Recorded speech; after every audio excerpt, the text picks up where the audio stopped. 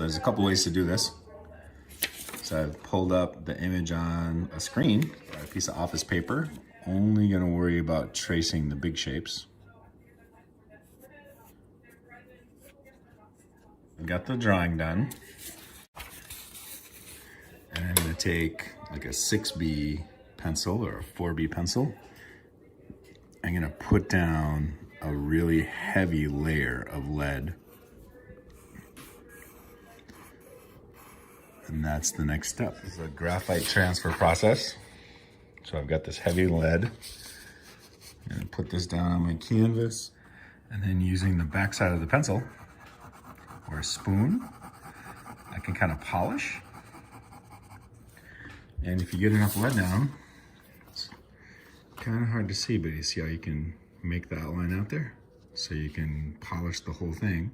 The next process is charcoal or pastel transfer. I start by tracing the image again on the back side. Then I cover the paper with charcoal. Then I'll reverse that. And I'll trace a second time. Now you gotta be careful that it doesn't smudge.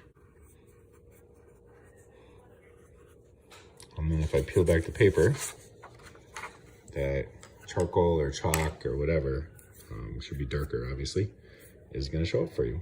If you only have white chalk, you can paint the whole thing blue and then do this process with white chalk. And you don't have to trace from the screen, you can just print it out on your printer. I'm just trying to save ink. Last way to do this, which is super fun, and this is how they used to prepare frescoes, like in Rome, is they would take a pin and they would poke holes.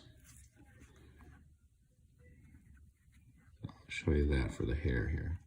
Holes are poked. Put this down again and put a little bit of pastel or charcoal on my finger.